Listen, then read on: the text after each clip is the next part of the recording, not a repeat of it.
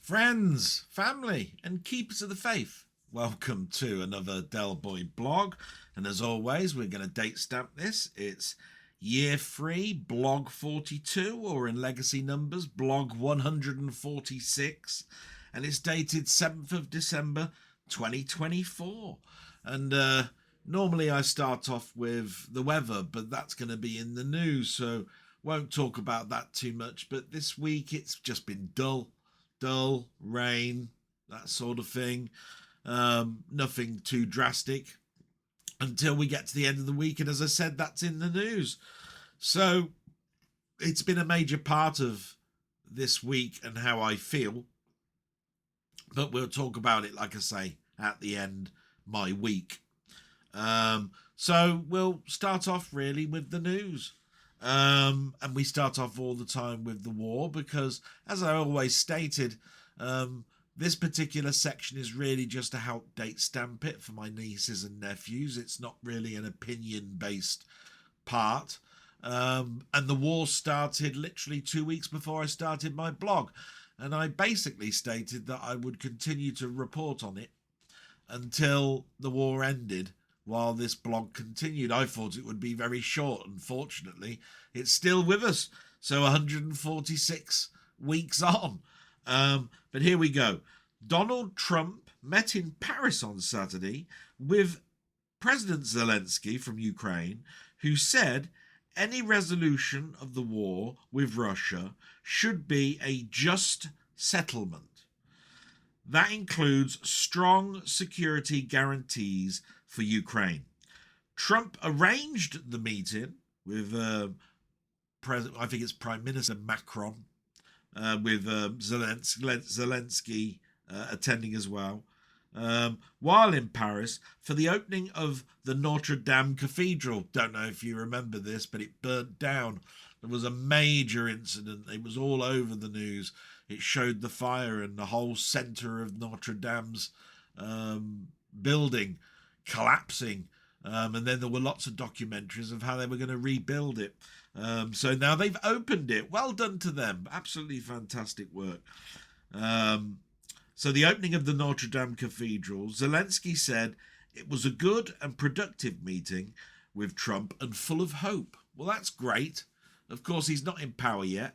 I do know that the previous Prime Minister hands over after 100 days, which I think is at the end of January. And they've promised 96 billion or something like that in extra weapons and drones and so forth. But of course, as soon as Trump comes in, he can actually cancel all of that. So I don't know why they bother to write the policies and so forth. But apparently they said even if he tore it up, it's to provide hope.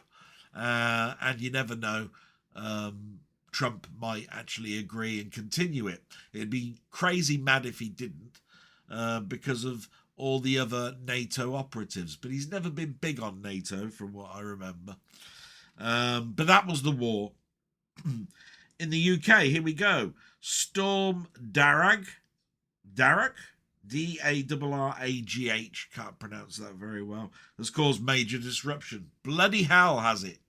Yes, I didn't think the winds were that bad in the Midlands. I thought it was up north, 90-mile-an-hour gusts plus, going diagonally across. So it was all of Scotland, it was Manchester, Yorkshire, all of my friends there.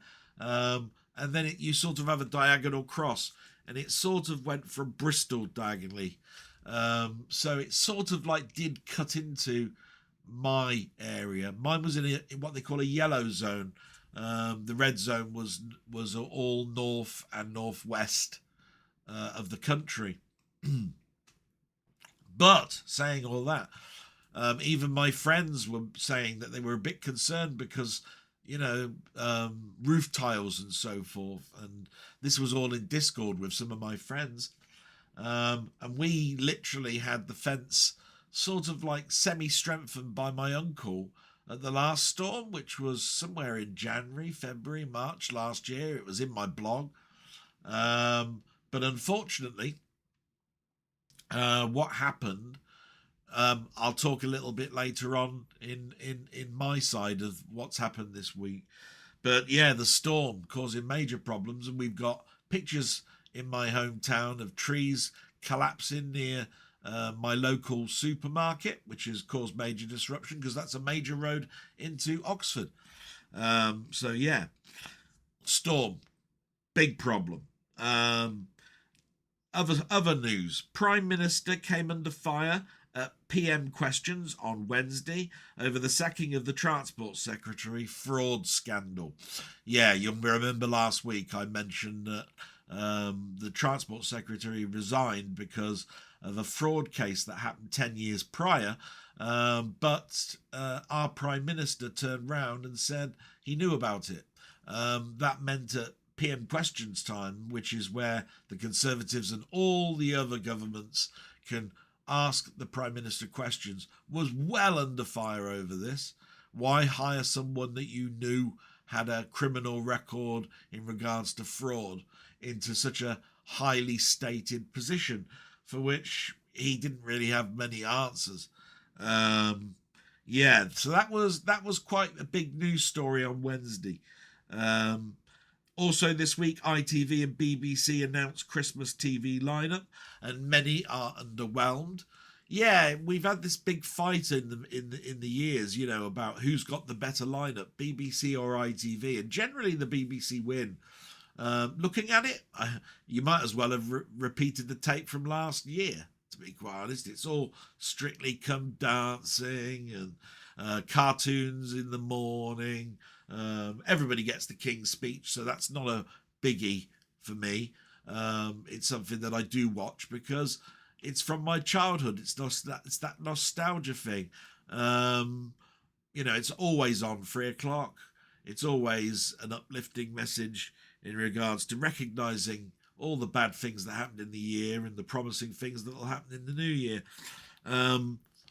You know full well it's never going to happen, but it's nice to get that message because it's just been a stay point of my childhood. Really, we always used to watch that and then sit down around the table and have our Christmas dinner just after 3 o'clock. So yeah, just a major thing that I watch but don't pay too much attention to, if you see what I mean.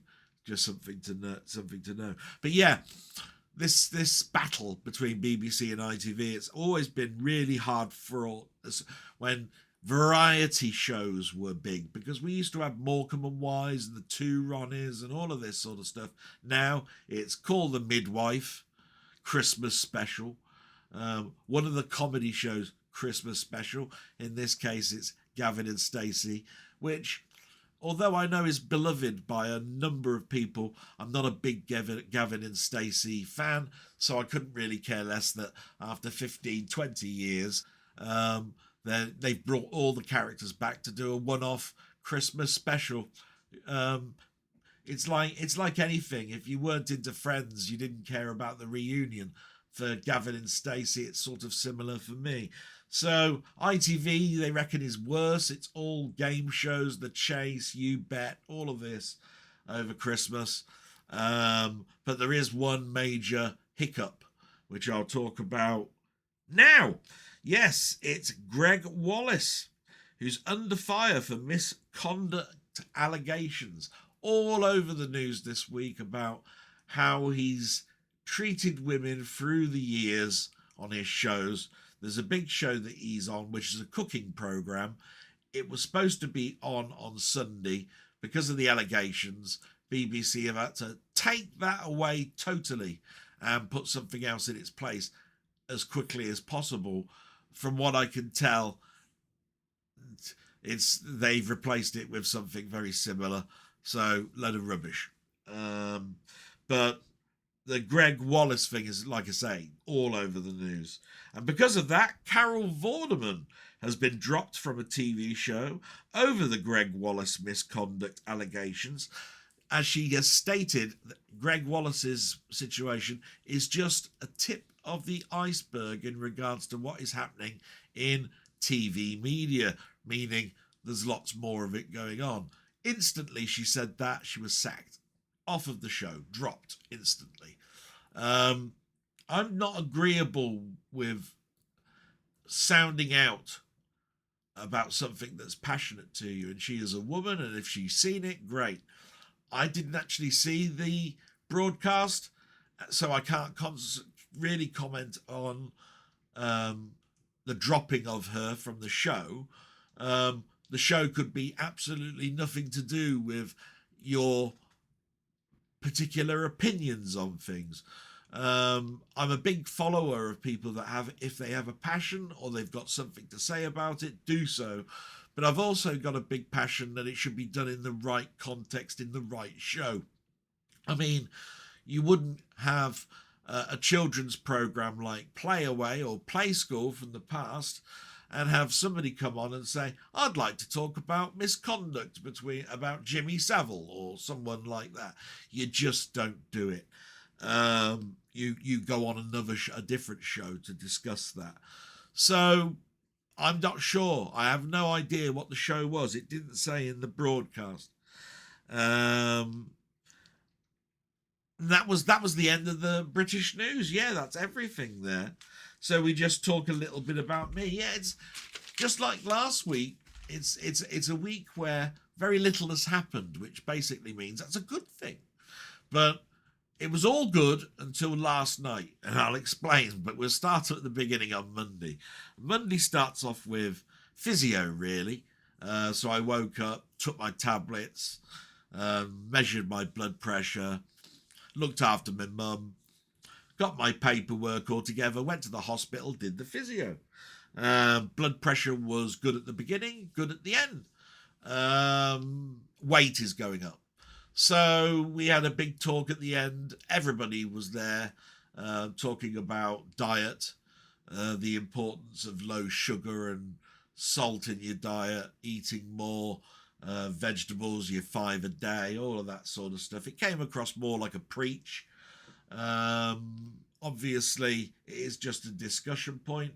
It's to help you understand how eating helps your heart. I'm well aware of all of this. It's just very difficult when you get older to change your habits. But, I sat through that. That was great.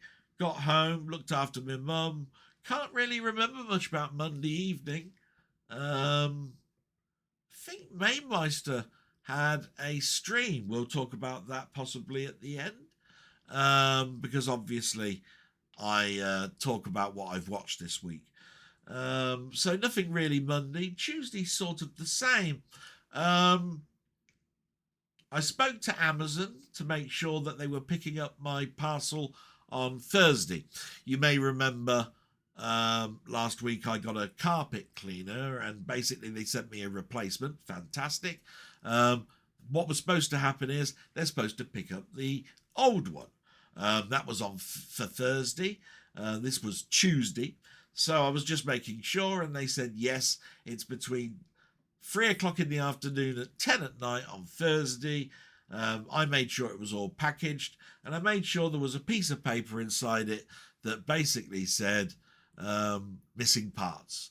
Just in case they open it up and they basically say there's missing parts, and say, where are they? That was the whole crux of the problem. So you hope that they've got the notes there, but I put a piece of paper in there telling them it anyway. Again, Wednesday, not an awful lot happening. Did my walk. Tried to do a bit of gardening, but it was very wet.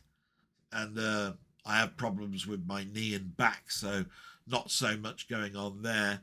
And Wednesday is really more about my talk with my friend Ian Hill, The Ramblings, who's got a fantastic channel where he does all of his video reviews, album reviews.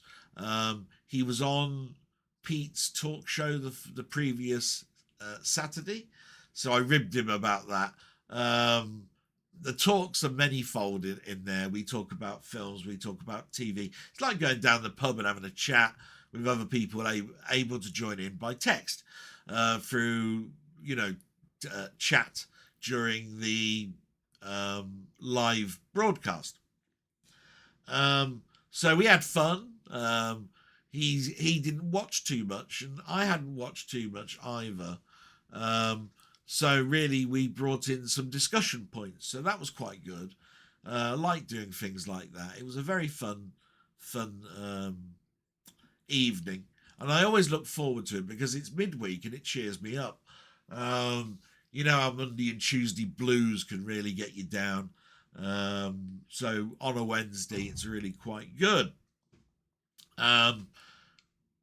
Afterwards, we had a little bit of a chat, and you know, we were talking about all sorts of things in YouTube. You know, just what everybody else is talking about at the moment, the logarithms, how likes work. His subscription base is going up. Mine is very slowly. We discussed points on that. That sort of stuff. Very little afterwards because the main crux of the conversation on Wednesday is all about films, and with the help of other people that are in the chat. When at the end it's all about us, you know, what's been happening with us, and he's had pains in his legs and so forth. He's also had his boiler go wrong, so he was sort of like talking about that, venting with me at me, you know, and I was there willing to listen to it all. Absolutely fantastic guy. I do wish him well, because he did tell me that I think in the comments about something that's happened this week as well after our chat. So Wednesday came and went. Thursday came along. If I remember rightly, the weather was so bad that I'd ordered on Tuesday the same physical equipment we use at Physio on Monday for home. There's some dumbbells and some resistant bands. They arrived Thursday, but the guy that turned up, who also brought my Blu-rays and 4Ks for that week, is not the person that was picking up the parcel.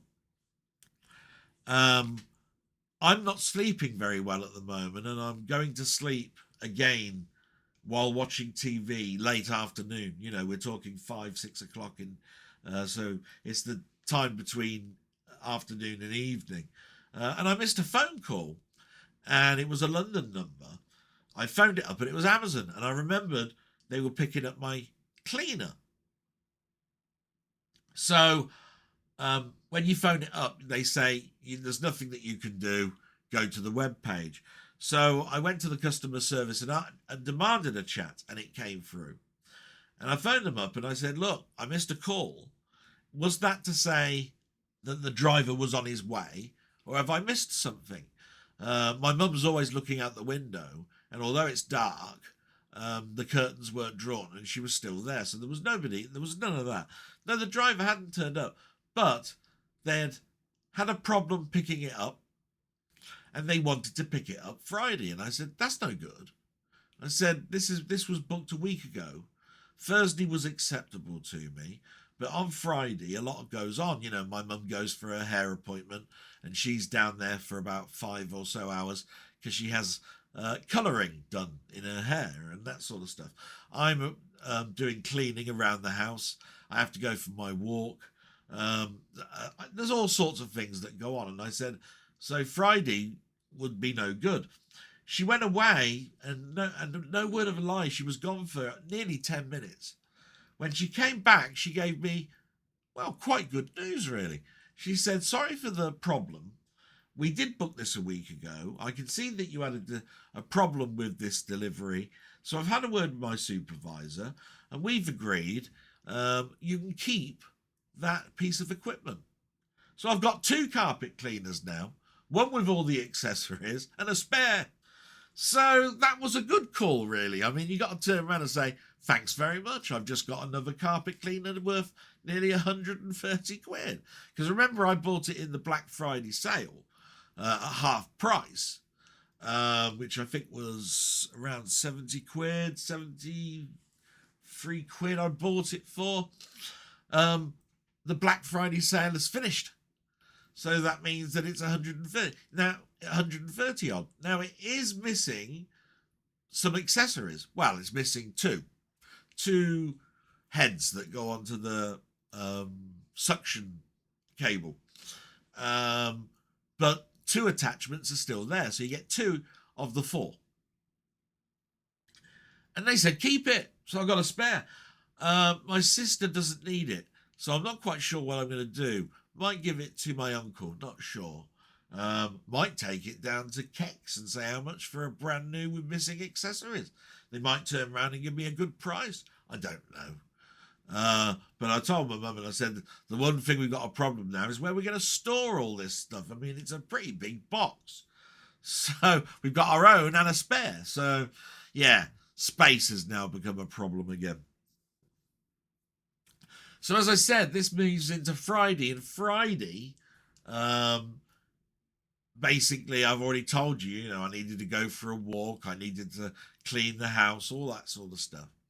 Space being a big problem, I decided to concentrate a little bit on the room, and you'll probably notice, if you look near my head, that the stuff where I store my DVDs is lower, and that's because I've cleaned that up. Those have been stored away and catalogued. And you'll also notice just there used to be a big pile, papers going up to about there. That's all my statements, bank statements. Those have all been catalogued and put into proper lever arch folders. So yes, I am making progress with tidying the room. It's a slow job, but you know, we're getting there. So Friday came and went, listened to Mamemeister's waffle, and then comes Saturday. Now, everybody was talking about the storm. I couldn't do anything about anything in the garden other than make sure pots were right up against the wall so that the wind didn't pick them up and all of that sort of stuff. But unfortunately, at I think it was about 7:30, 8 o'clock, I heard a great noise out of my window, and it's dark. And I went to get a torch, and of course, the torch that I had in the car, which I use for in case I need to change a tire or something, the batteries are corroded. Didn't recognise that because I've never used it. So that was a big pain in the arse. And when I went inside to look for our big industrial torch, my mum remembered she'd lent it to someone but couldn't remember who. So we had no torch in the house. What am I going to do? So I remembered that all of my phones have got torches. So I got my phone, put the torch on, went outside, blowing a gale, right? And I went round to the corner of outside this window, and the fence very close to this window had come away from the wall that it was attached to. The screws had come out and it had bent over, and it brought down 2 panels, for which I remembered I've got huge big old fence posts at the bottom of the garden. So I had to trample across wet grass, find these posts, and I put them at an angle, very flat angle, sort of like an angle like that, underneath the ridges of the fence panel, and pushed it back into place, stuck these posts at an angle, and it sort of like is back up slightly. Then I went into the next panel, and I didn't have any more posts, but I had a piece of wood, and I stuck that underneath the ridges, you know, the big bars that go across the fence panel, and stuck that diagonally up like that. So it's bolstered weight in the middle, and there's a huge post keeping it against the wall. My mother phoned my auntie, and unfortunately my uncle is away, and she, with her memory, she didn't think to ask, when is my uncle back? Nice thing about it is that my auntie texted me about half an hour, 40 minutes later, and said, we recognise that your mum's phoned and that the fence has come down. She didn't ask when your uncle's back. He's back Tuesday. Do you still need him? Can you take a photo of the fence? which is nice because it means he's going to try and help. And I said, it's too dark to take a picture, but I'll do that in the morning. And yes, we do need him. And then I remembered, of course, my camera's got a flash. So I took a picture of the flash, sent it to her. She said, no problem. Barry will be with you. That's my uncle on Tuesday. So on Tuesday, I've got some help, but we've got to keep the fence up until Tuesday. Difficult job. I spent an hour this morning checking the fence, which is why this blog's a little bit late. So apologies for that. But that is basically my week, because the only other thing to report on is all my other friends were talking about the wind on Saturday. So I had a big problem on Saturday about that, the wind. I did a lot of things in the week in regards to my gaming series, which reached the end of round 8. Everybody knows, I think, now that I go back to work on Monday, so there's going to be less of those. I haven't said it's the end, less of them. And my friend Steve has started a new gaming series called Luma Island, for which I've got the game as well. And I told him I was looking forward to it, but I'm not going to give him answers to spoilers. But he turned around and said, oh, please do. I'm stuck. I have no idea what I'm doing. So I did a live stream last night. Just really, basically just for my friend Steve. He means a lot to me. I want him to be happy. I didn't want to show him how to do everything. It's a very difficult situation, but he wanted to know. So I spent an hour just going around what I'd done and things to avoid and what things actually mean on the screen and all of that sort of stuff. And he thanked me for that. So really in the week, I've done all of my gaming series, a live stream, and I've started off another one, which is games I missed playing DOS games when I never had a PC. And I started it off with a game called Silpheed, a shoot 'em up. And I've had some nice comments back on that. So it's been a very busy week, really, in regards to YouTube, actually, more than anything else. Little things I've done during the week. I cleaned the carpets and the sofa with the carpet cleaner. It's an upholstery cleaner. It's basically a multi-purpose hoover, really, sort of like a wet hoover, rather than it being a big upright cleaner. It's one of those handheld ones, but it's a bloody expensive one by Vax. Vax Spot Cleaner. Go and look it up. You'll see it. So yeah, that's about it. It's all been cleaning, and me getting ready for work, for which on Thursday I got a call from work. They were looking forward to seeing me on Monday. They told me that I've got a meeting at 10 o'clock. That's expected, but it worries me a little bit. You know, I mean, you got to sit down and listen, hear what they're going to say about what the future's going to be like. Of course, this is me straight after a heart attack, so I'm hoping it's not too detrimental or heavy on things. They also know that it's a phased return. They recognise and have agreed that I've got 2 weeks off over Christmas. So the Monday before Christmas, I'm off. And I'm also not back until the following Monday after New Year's Day. So that's 2 weeks. And they recognise that I've still got 8 days holiday to take before the end of February. So that's over a week. They've reminded me that I can carry forward 3 days, which probably will happen. Which means I've got 5 days to take. I might take every Friday off for 4 or 5 weeks. I might take a whole week off. Haven't decided yet. We'll see how training and everything goes. And that was really the end of the conversation in regards to work. So, hope that was enjoyable to listen to my week.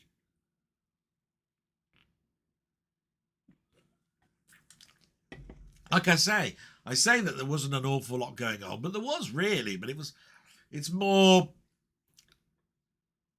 not cheery stuff, but it's also not sad stuff. It's all just got to get this prepared, this prepared, this prepared, this prepared, do this, do that, and fun YouTube stuff.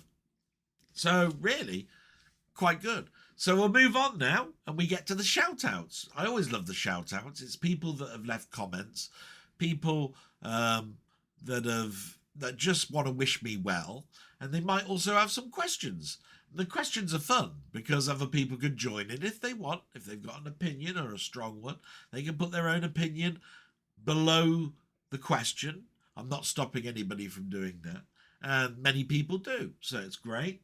Haven't heard anybody really turn around and say, this is the 5th time I've tried to put in a comment, so that's good as well. I doubt that it's gone away. It's just I think it comes and goes in fits and starts. Do you know what I mean? So in no particular order, I'll read out the shout outs. They are from Carl Todd, Denny, Jambon, Ian Hill the Ramblings, Colin Jones, aka Ponder, Steve's Gaming, Muckman-Movies, Martroid, Frank Holder, and Gans Teeth. And there will be other comments all the way through my gaming stuff, but I didn't really have time this morning because of the fence. So I do apologise if I'm not reading out your name, but I do appreciate anybody that's left a comment or a like for any of the videos that I've done this week and previously. I do love all the likes. I do love all the comments and so forth. Absolutely brilliant. I'm one of these people that really at the end of my streams and at the beginning and in the middle and all the way through, I don't say, please like, please subscribe, please click the alert button and all of this sort of stuff. I'm not really into all of that. In fact, Steve has made a comment that he's sick of it, that it's in quite a lot of the videos that he watches, and some of them put it right at the beginning before you've even seen the video. How can you like and subscribe a video you ain't seen yet? I do understand it for the people that are subscribed or have watched several, but surely it's more a thing that you put at the end than it is the beginning. Don't know. There's a whole probably YouTube discussion going on in regards to that. So all those people have wished me well, you know, that I've read out the shout outs and have left me a comment. And we might as well go through them now. They're in no particular order.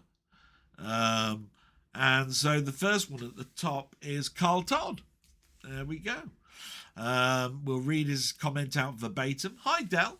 Sorry for the absence of questions. It's been a busy few weeks. Normally, companies have a change control freeze in December, so there are no system updates. But this year, there seems to have been a lot of customers making changes and causing problems. I hope that things are going well for you and your mum. You certainly seem in a better place now. Thank you very much. I feel like I'm in a better place. I do recognise what you're talking about in regards to control freezes. We have them in the IT department of the company, well, the government department that I work under. It's why I recognise that when I go back, there is no physical updates going on the program that we use. It doesn't stop us bringing or equipment in and cataloguing it, but there'll be no sort of like refreshing of the software images and things like that. That all stops, and it doesn't come back on until usually a week after New Year. And that's also because we have a lot of contractors, and the contractors are legally bound to have Christmas off, just as if it was a factory shutdown. So all of our contractors will be on holiday. So we won't have any sort of like reference coders. to help us look at the program. So yeah, when I go back, I don't expect there to be a huge amount of work, and that's why I was saying let's get rid of some of my holiday. It makes sense. So yeah, I recognise that totally, sir. Yes, totally. You continue. Just one question, but some background context first. Yesterday, I accompanied my wife to a party for one of her work colleagues. The husband of one of the attendees runs a caviar business, and he brought along samples for 3 types of caviar for everyone to try. Maybe it's because I'm a working class heathen, but I've never seen the appeal of caviar. To me, the taste is just like balls of salt water in your mouth. So my question to you is, what food do you feel is overhyped and something you don't get along with? I'm not thinking about popular foods here, such as pizza. I'm thinking more along the lines of expensive delicacies. Thanks again for all of the entertaining videos that you put out each week. No, my pleasure. Excuse me, I ran out of breath towards the end. But an interesting one. I don't get out much anymore, but I did work for Lloyd's and I did work for iSoft, and I therefore did attend buffets and galas. And because of the amount of years I worked for Lloyd's, which was 16 years, we celebrated some of my achievements on things like a barge where we had a meal with my team, and we were able to have very expensive whiskies and all that sort of stuff. So I have been to these things.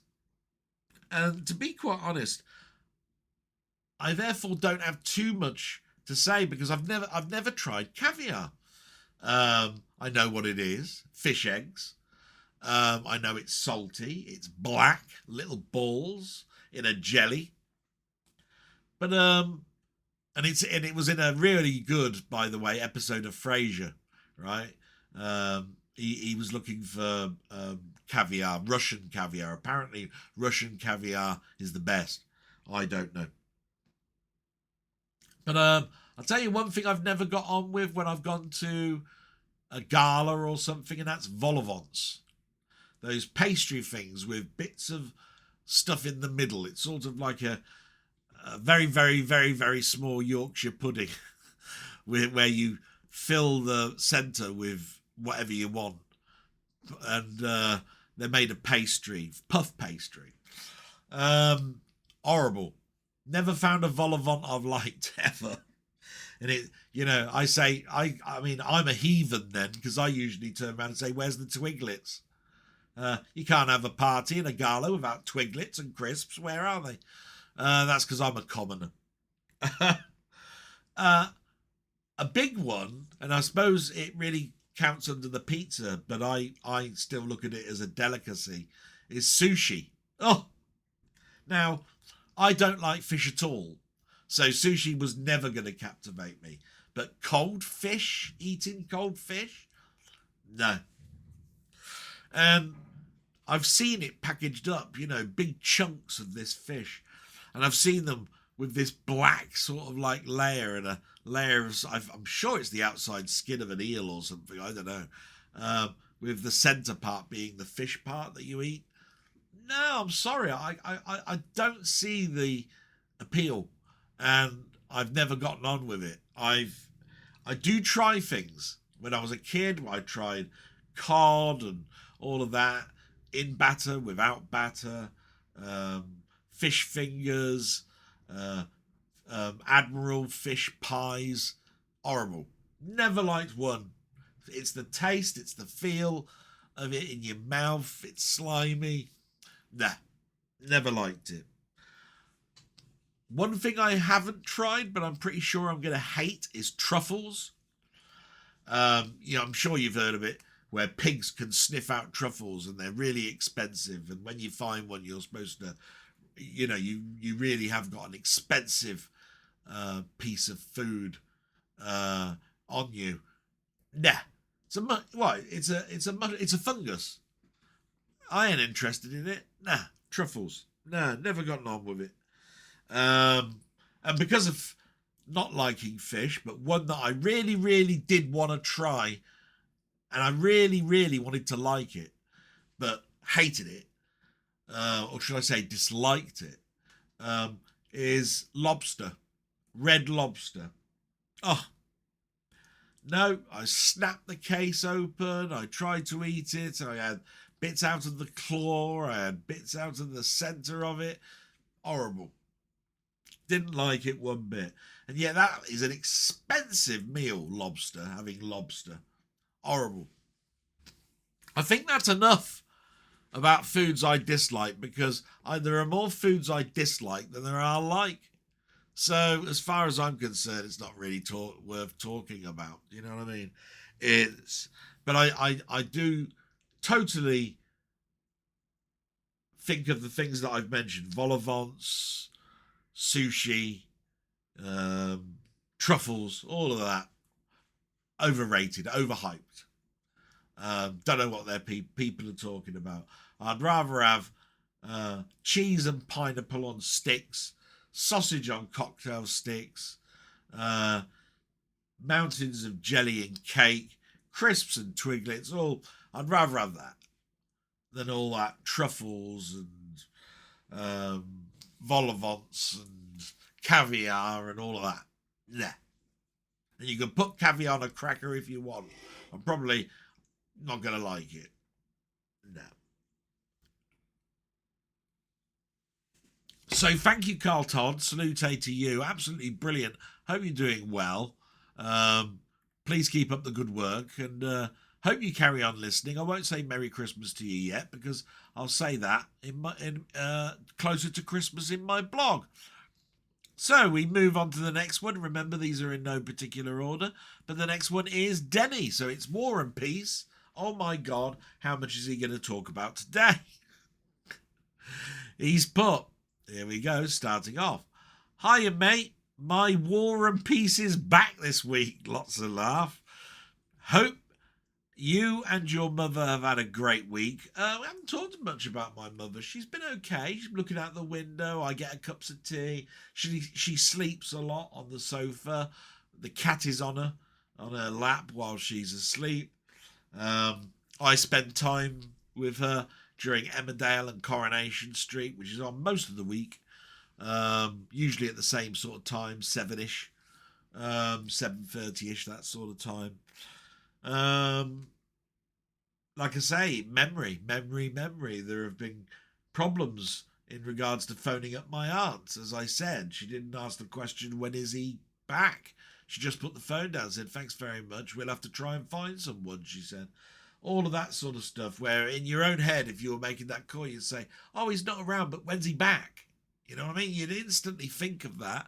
My mum heard the answer, and that was the end of it, without questioning him further, you know? So, yeah, difficult. And she only made the phone call because I was the one busily outside trying to fix it.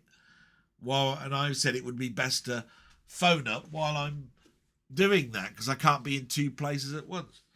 So that was the reason why she made the phone call, which should have been the simplest part of the process, really. You continue, all the best for returning to work tomorrow. After such a long time away, it's always stressful to get back into the swing of things. Yeah, exactly. I'm a little bit anxious. I haven't been sleeping well. I dare say I will sleep the worst tonight. But it will mean that I'll be up early, preparing myself, getting myself ready. It will be a short day because I've got physio. They won't stop me going to that. And of course it finishes so close to me going home in the evening. So, you know, there'll be no point signing on for half an hour. So, yeah, that'll be an interesting day tomorrow. Funny thing is, I've been absolutely knackered the last 2 weeks myself. Going to bed early, absolutely shattered most of the time. Like you said, there's definitely something going around. Yeah, I'm not basically sleeping very well. I don't know why. Weather was atrocious Saturday. Got a few jobs done, so I can't complain. Plus, I updated my thumbnails on my videos to hopefully kickstart some more for next year. Yeah, he's a big thing on that.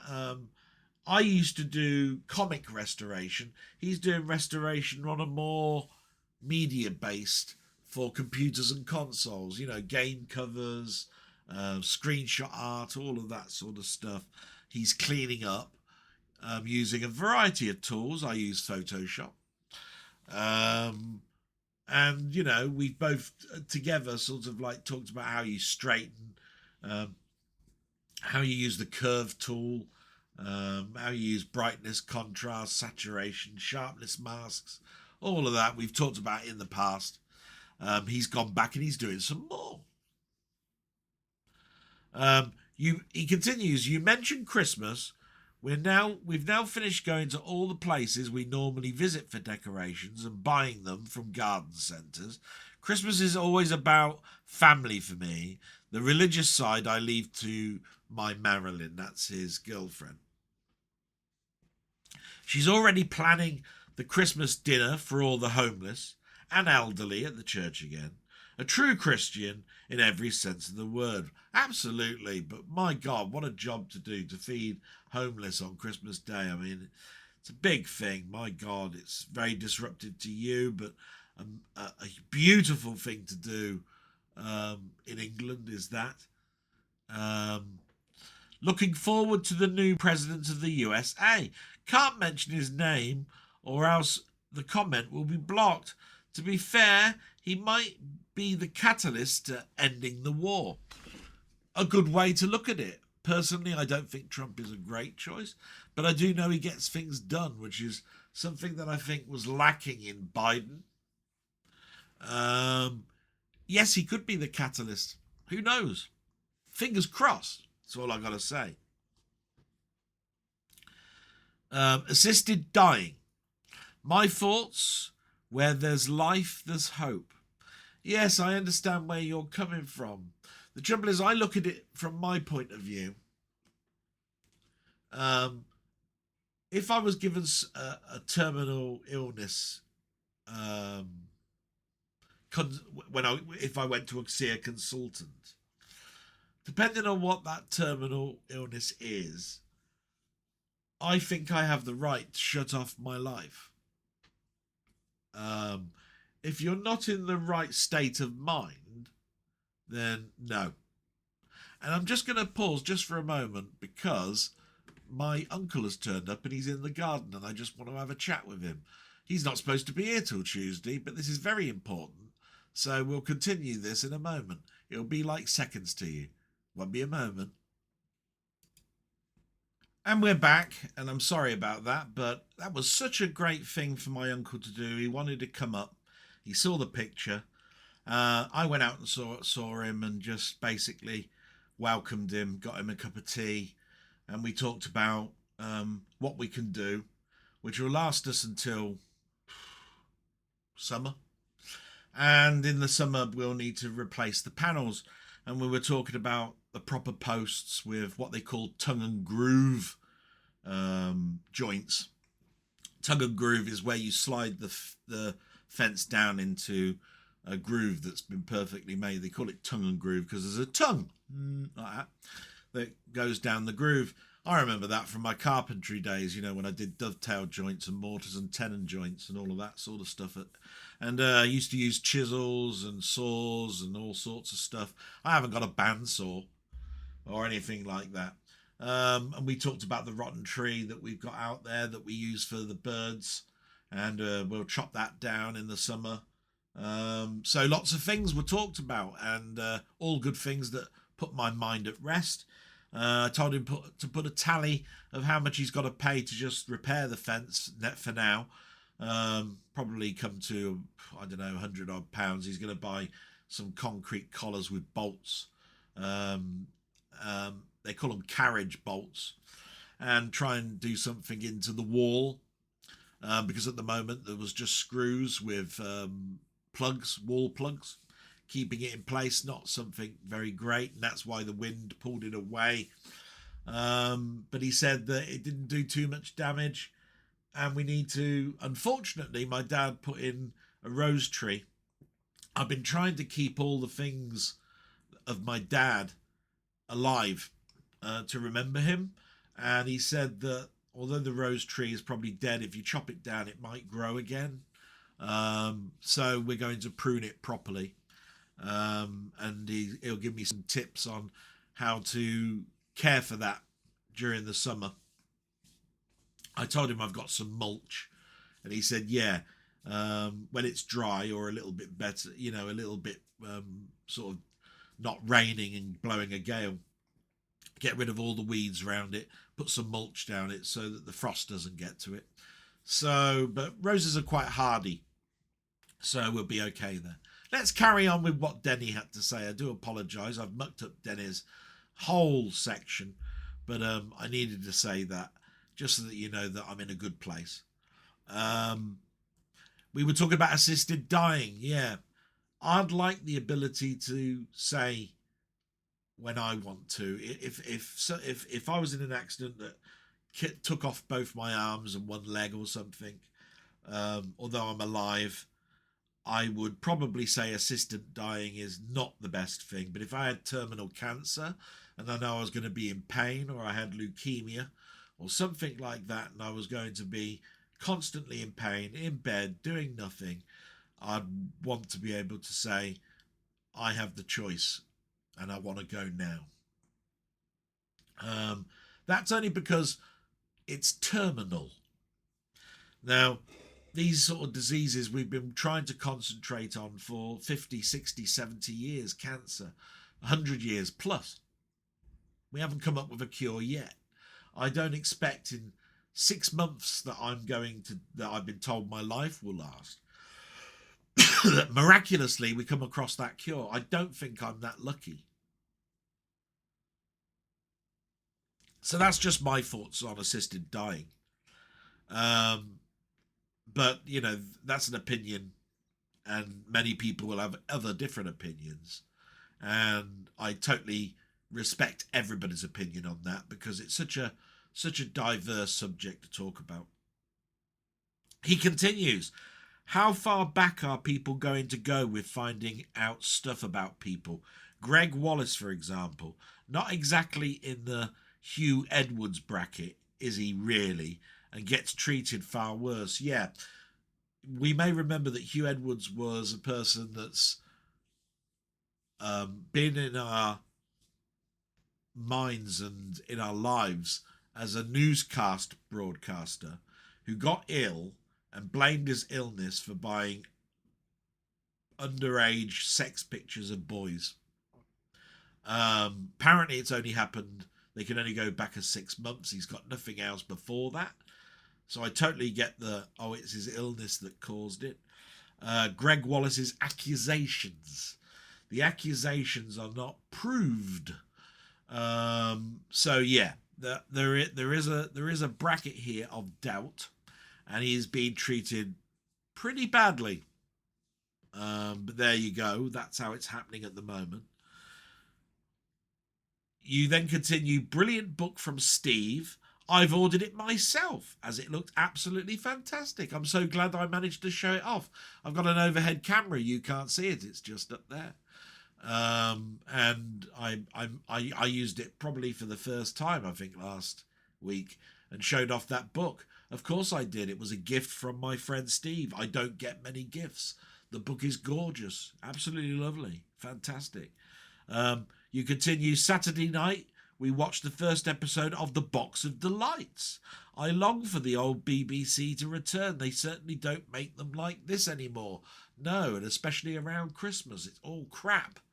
I've bought the Blu-ray of that, as has Denny. That's what he's talking about there. The Box of Delights is on telly at the moment. It was on BBC 4 last night.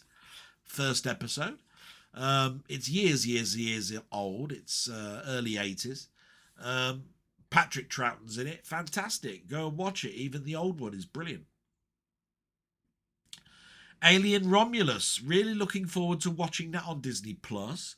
The latest I've heard is the 1st of January next year. Yes, it will be streamed. I like physical media, you know. So does Denny, but of course he has a concentration on what he wants. I have a concentration on what I want. Alien Romulus, therefore, might not fit in his collection. So totally get that. Streaming does fit certain things. Let me just continue because I've got to scroll down. It's that long. Godzilla has an English language track as well. Weird they didn't make it a trailer that was for the USA and Europe that way. Yes, the trailer was in its total native language. There was no English dubbing. In fact, I think there are 2 editions, a steelbook and a digital deluxe. I think the English language is on both, but the black and white version is only in the deluxe edition. All depends on what you want, but it won an award. It's a great film. Fantastic. And you've got a question for me. It says question for this week. What have been your highlights this year, gaming and collecting physical media? Now, me and Denny have been talking about what we're going to do at the end of the year. Last year we did a grumpy old men sketch type thing. And I'm going to be doing it then with Denny. We've just got to come up with a date. And therefore, that's where I'm going to do my highlights. I'll be talking about physical media. I'll be talking about gaming, highlights. I can tell you now that there are certain games like I think it's called Enshrouded. That was a great game that I played. There's that planetary one that I played that I did a number of live streams on, which Steve did about 70 videos of. Forgot what it's called now. But I'll be talking all about that closer to Christmas, my friend.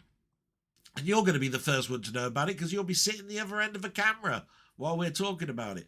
So we'll do that then. And you say, stay well, my friend. Chat soon. Yeah, absolutely brilliant. I do look forward to my chats with Denny. And he's been so busy and so upset about a number of health issues that it's been difficult for him this year to stay in contact with me, especially towards the end of this year when I've had my heart attack. So getting back to norm is important to me. It's important to him. That'll happen, and I'm looking forward to it. Salute, my friend. Thank you. We move on to Jambon. He's just put a couple of lines here. Hi, Del. Thanks for the vlog. Enjoyed listening to it while I was doing the cooking. Tar, he says. However, at one point you did have me shouting, Pratt, at the screen when you couldn't remember Chris's surname. Yeah, do you remember I was talking about women that could be serial killers?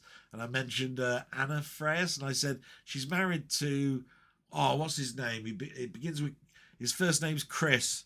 What's his surname? And I was like this. Of course, it's Pratt. Guardians of the Galaxy, you know what I mean? He's Star-Lord. How can I forget? Stupid me. Glad to see you looking well anyway. Take care, sir. And the best to your mum. Thank you so much. No, that's absolutely brilliant. Thank you so much. Salute, my friend. And we're going to move on to Ian Hill, The Ramblings. A brilliant close friend of mine. One that I do a live stream with on Wednesday, which I mentioned earlier. And he starts off, Hi, Del Boy. Hope you and your mum are okay. It's good to see you looking so much better and enjoying the things you love in life. We had another great live together on Wednesday, always a highlight of my week. It's a wonderful escape away from the world. Today, which is Friday, my mood has changed. It's deja vu again.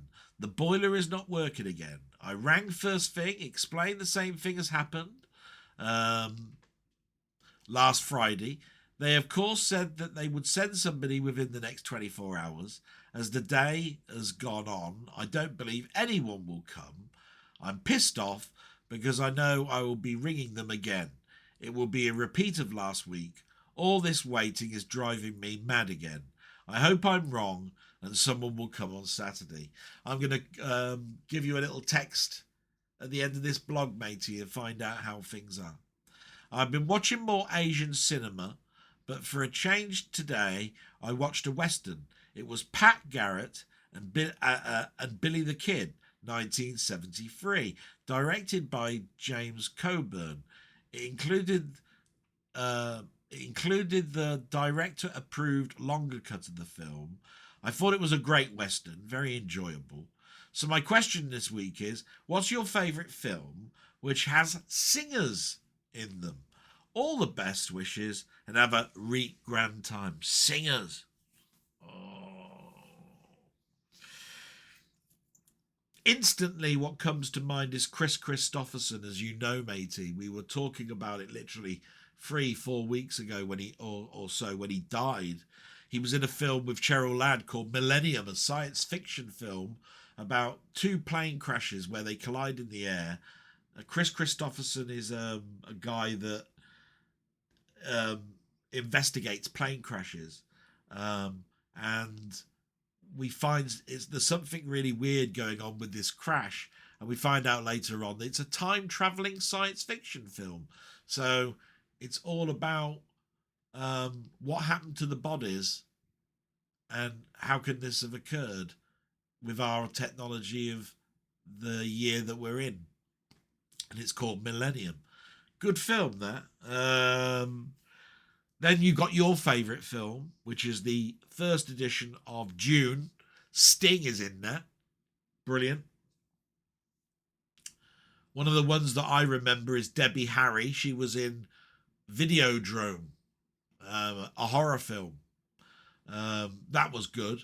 I enjoyed that, although not a fantastic performance. Again, singers aren't really actors, but one that stands out for me in regards to Madonna is not Who's That Girl and all of that stuff and Evita.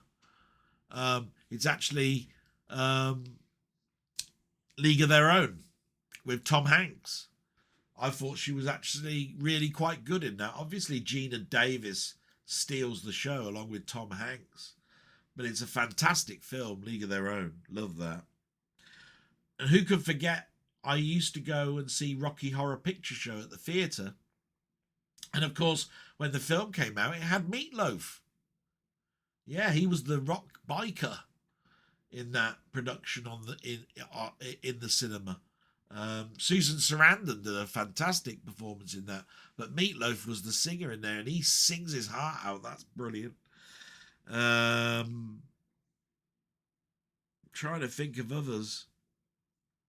Of course, Chris Christopherson was in Marvel production of Blade, the Vampire Hunter. He was the one who administered all the drugs to Blade to keep him alive during the day, because Blade is a hybrid of vampirism where he can survive in the day and also at night. So he's a day walker, they call him. And a really obscure one here, but one that sticks out. One of my favourite films is John Carpenter's Escape from New York, where they build a fence around the whole of Manhattan and keep all the prisoners in there. Isaac Hayes, the famous Isaac Hayes, is in Escape from New York. That sticks out. We've got others, singers. I mean, there's the Wizard of Oz, isn't there? There's, with Judy Garland. You've got Olivia Newton-John in Grease. You've got Lady Gaga, haven't you, in A Star Is Born, even though that was a Barbra Streisand film, wasn't it? But all of those are not my favourites. You wanted to know favourites. So, yeah, quite a few singers have done films, especially around song and dance in the 50s. You know, MGM, I think, were the big film production crew that did musical films. Bing Crosby and all that sort of stuff. So, yeah, White Christmas, how can we forget that? So, yeah, lots and lots. Thank you very much for the question. Made me think there at the end. My God. We continue, therefore, into my friend Colin Jones, a.k.a. Ponder. Looking forward to his blogs. I think there's one coming out very, very shortly. 3 weeks are nearly there. But he's a very busy guy. He's doing a lot of weird shifts at the moment. So it's nice that he's left a comment for me. He's put here, I never went the AOL route. This is when I was talking last week about the guy that died who said, "You've got mail." I never went the AOL route, but I used Homer Simpson. The mail. The mail is here. Ooh! For mine. Always sad to hear of a death, though. To be fair, for myself, I have been busy due to Christmas, but due to midday shift mornings, I have no time before I go to work, and too much else when I get home. Unexpected serial killer, Sylvester McCoy, a recent movie you've showcased. Yes, I mean, I actually mentioned it. That was a weird film, and it was great. Loved it. The Owners, I think it's called. I bought it. It's brilliant. And it's really weird that Sylvester McCoy is in that type of role. Yeah, I could have mentioned that one, and I didn't. Jack Lemmon did play Professor Fate in The Great Race. He did, but he wasn't a serial killer, was he? He was more dastardly and muttly killing, if you see what I mean. Cartoony.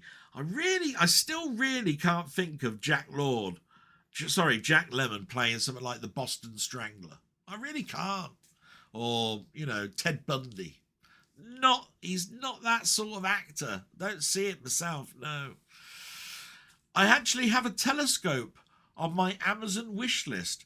Not a high-end one, but a reputable make, and it has a finder mount. I've decided to buy the S50,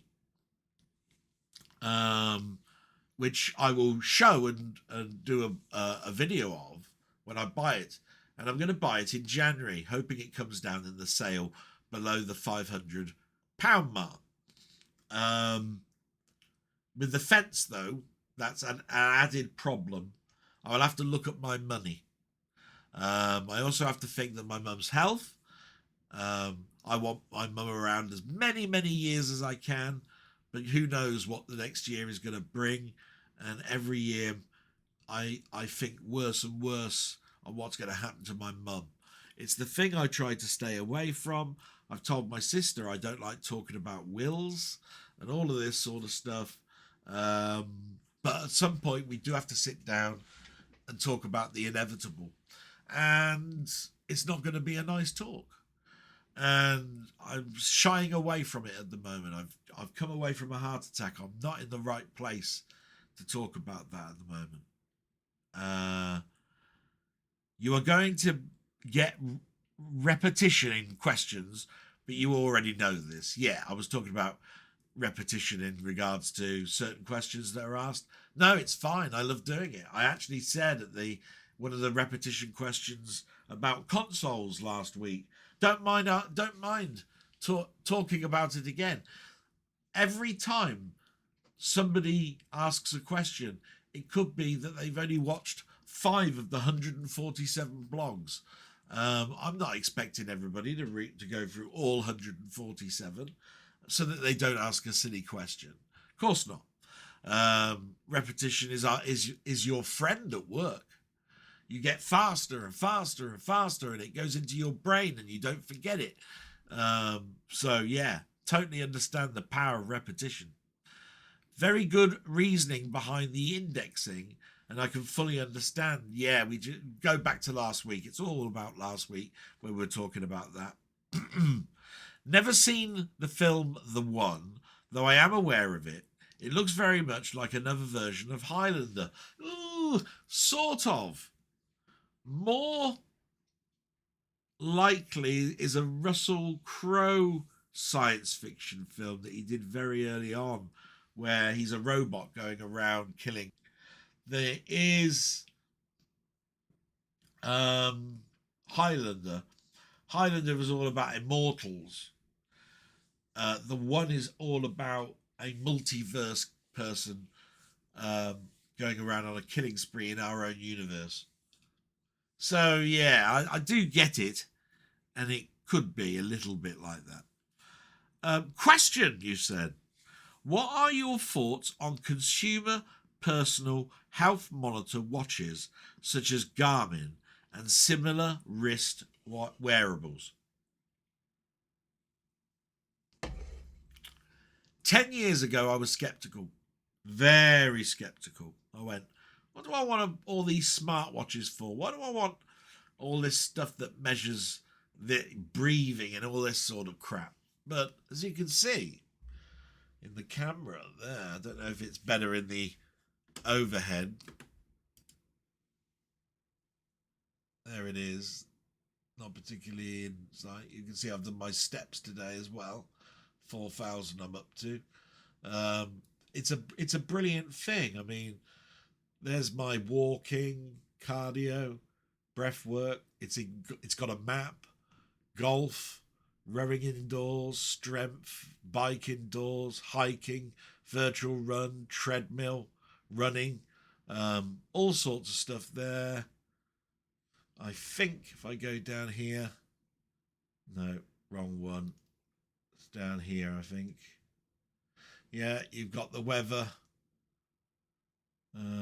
sunset, my steps, at a moment, my heart and my pulse, oxygen, how many notifications I've got, heart rate at the moment. Sleep is bad luck, 3 hours 19 minutes, body clock 33, so that's terrible. I'm bound short of sleep this afternoon. My body battery is 18. It was plus 45. It's down minus 32 already. So yes, I'm quite low on that. Stress 94, high at the moment. So yeah, but what you have to understand, go back to the camera, about watches is they're not medical devices. They are guides. The pulse is only as good as the sensor that it uses. And they use high-end sensors. That's why they're expensive. I mean, that Fenix watch I've just shown you is on Amazon at the moment is a £600 watch. And the newest one that came out this year is 900. This one is 2 years old. And even second-hand, it will cost you 400 quid. But they are not, the one thing that I knew before going into it is they are not medical devices. They are not sanctioned by anything to do in the medical industry. I use them as a guide. I like them for my steps. I love the mapping. I can download a map of the whole of Oxfordshire. It will use GPS to find where I am, and I can go on hikes and cross fields and all sorts of stuff. Absolutely brilliant. If I had a breakdown in my car and I needed to get to some phone or something, I've got my phone, mobile phone with mapping and Google, but I've also got all of this downloaded into my watch. It's got actually all the emergency telephone numbers along all the motorways. I've got the motorways in here. All of that. And I've downloaded 2 or 3 golf courses that I might go to, because I used to go to golf courses around here. One in particular, which is Chipping Norton, and there's another one called Chatham. Like I say, I live on the outskirts of Oxfordshire, and I used to love going to those, but my back has sort of like stopped me doing a lot of that. But I've got plans for the new year. So yeah, I love mapping. I love the connection to my phone, and it tells me what they are. Music control. It's got the heart rate, the stress, all of that, which is I take with a pinch of salt, but I use it as a guide. It doesn't do blood pressure readings. It doesn't do blood sugar readings. So I've got a big thumbs up to this type of technology that warn me and tell me of possible reasons. But I never take it totally as gospel, and I leave that to ambulance crews and GPs. Like I say, I'm measuring closely at the moment my blood pressure. My blood pressure measures my heart. Every time I look at the heart reading, it does match what's going on my wrist. So it must be quite a good sensor, but I wouldn't trust it. Not 100%. That's my opinion on them, matey. I know that Garmin do ones for bikes. You've got one of those. Brilliant. Much better than the one that's on the watch because it's actually attached to the bike. You know, Garmin, great company. I'm not a big fan of Samsung and Apple smartwatches. I've never owned one, though. I will say that. But I do recognise that they're not quite as precise as my Garmin. Garmin only make things for sporting people. They're like what they call triathlon athlete watches. You know, the sort of people that do Ironman running events where you go swimming and biking and running amongst all of the things for training. Yes, for that, brilliant, marvellous. Thank you so much, Colin. I hope the insight into my watch was good. It's a Fenix 5, I believe mine is. No, 6. Fenix 6. Yeah, that's right. And like I say, it'll be a while before I upgrade. I think it'll probably be Fenix 9 when I go up. So, salute, my friend, and we move to Steve's Gaming. And he's put, "Hi, Del, great blog as always. It's nice to see you looking better. I think there is a big difference to how you looked a few weeks ago. I'm loving your gaming series, and it's nice to see people giving you harder games than I give you. So you can't blame me for the tough ones. Now can you? Ha ha ha," he says. "We had one hell of a storm here the other night. Living 3 miles from the sea tends to do that. And I hate the wind so much. The gusting wind scares me more than lightning. Which do you find the most unsettling, or don't you care?" It's a question. Of course, as a child, thunder and lightning amused me more than anything. I used to go, "What's all that about?" And I used to look out the window, and if I saw forked lightning, I went, "Wow, look at that. Isn't that amazing?"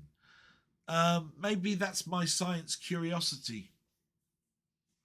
I don't like wind.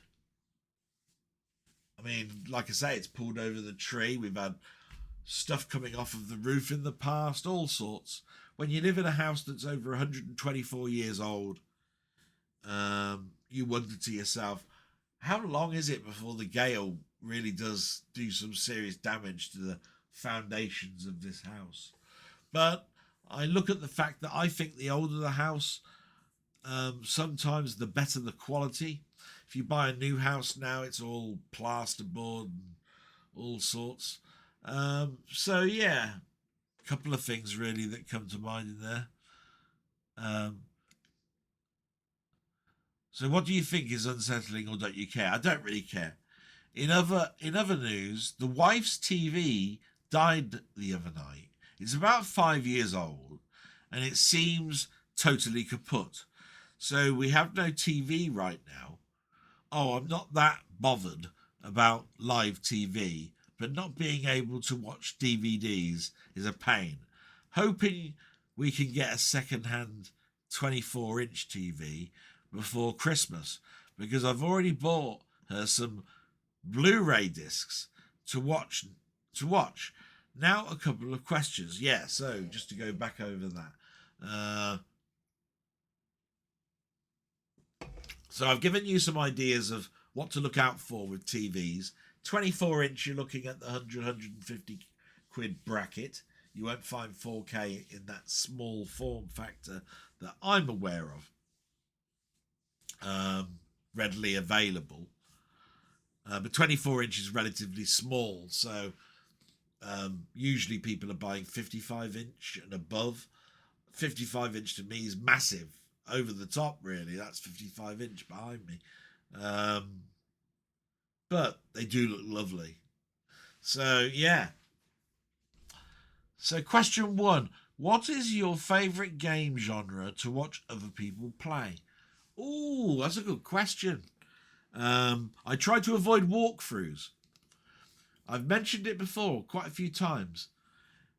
I don't want to know the ending. I want to know the journey. And I don't want to watch too much, but I do like to see the first level. possibly the second, to see if it's worth purchasing or loading up, which would be in the case of my Mister. So yeah, I do have feelings on it, but not terribly big ones.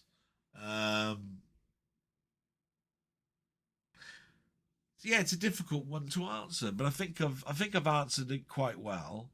Question 2. Do you send Christmas cards and like getting them, or do you think they are a waste of time and should be left in the past? Thanks, mate. And love to your mum. I'll pass that on. Thank you. I've sent Christmas cards to people at work. There's very few for me to send out to friends around here.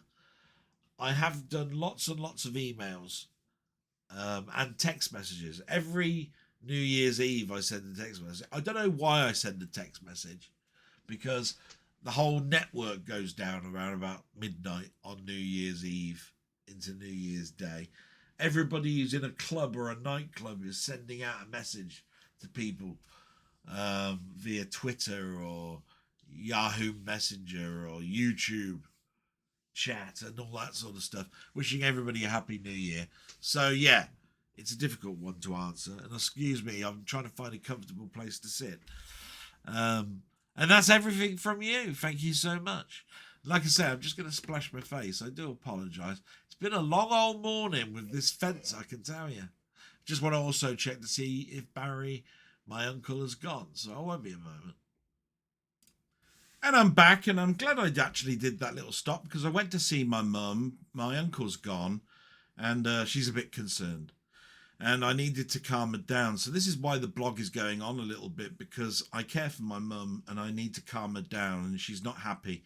You know, she's worried about how much money it is and how we're going to get through the winter and when we're going to get this all sorted. And yeah, it's trouble for her.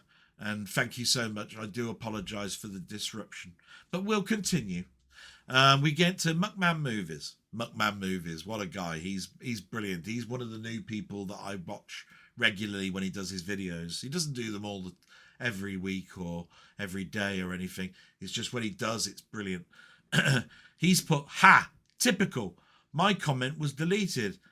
Think it was that I put a website into the comments. Yeah, websites, they don't like them. Anyway, there's a cool retro arcade in Leeds. You ought to come up for the day for a blast.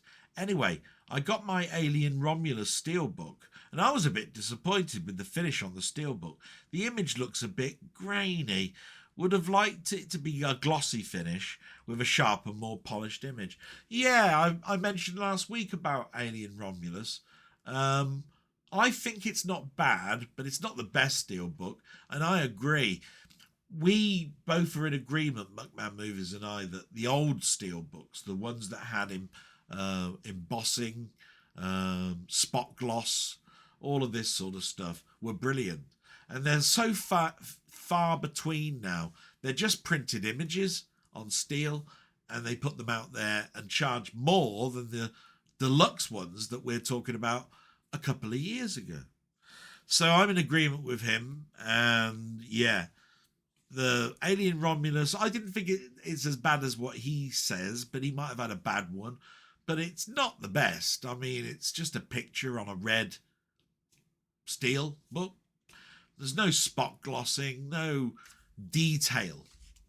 And the picture could have been better. Yeah, I do agree.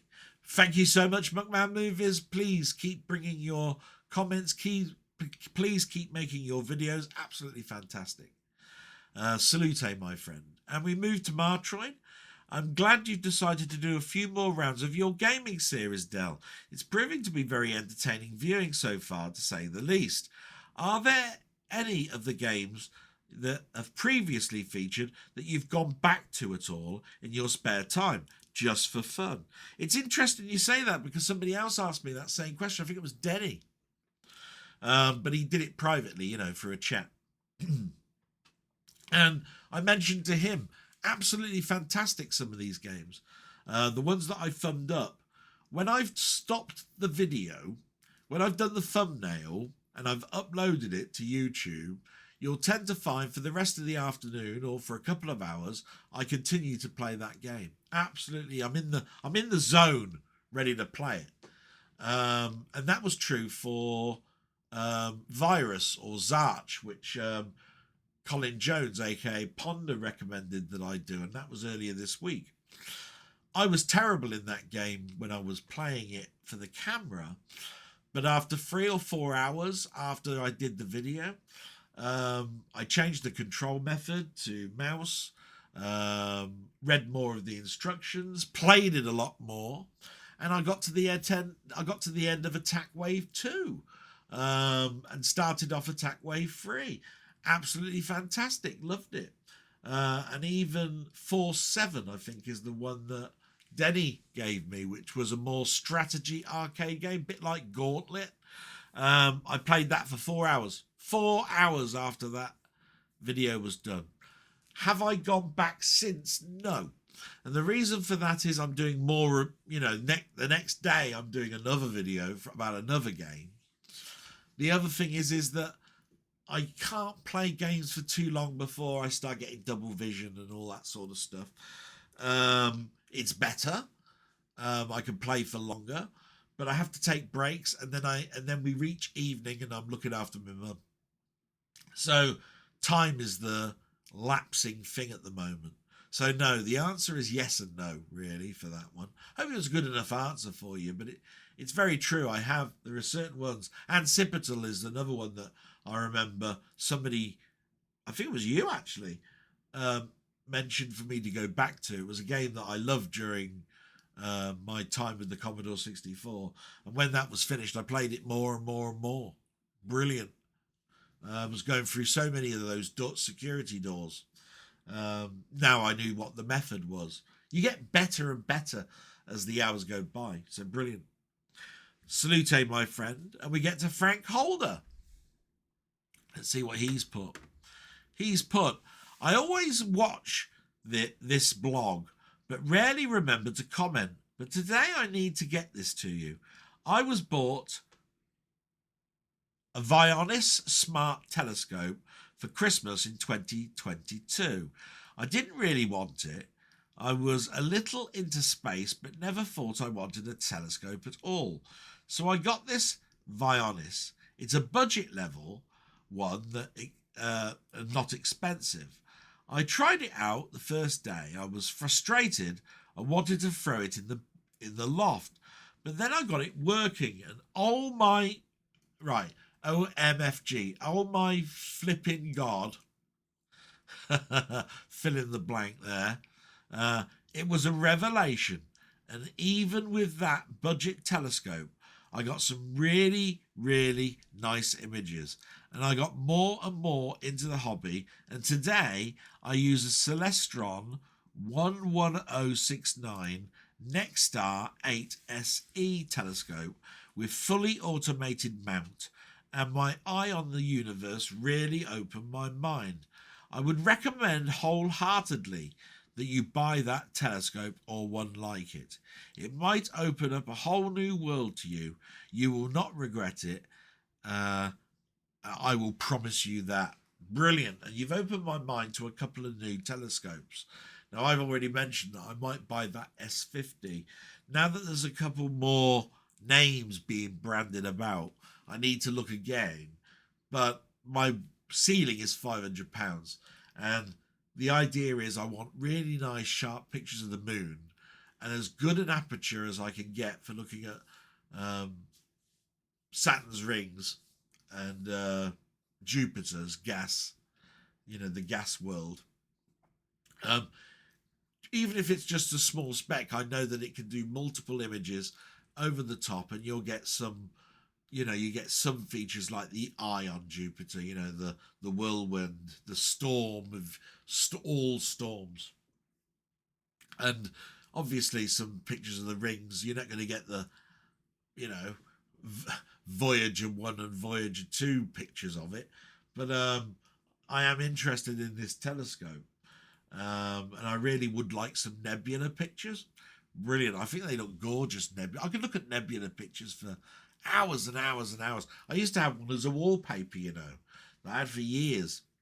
before my Minecraft one. Salute, my friend.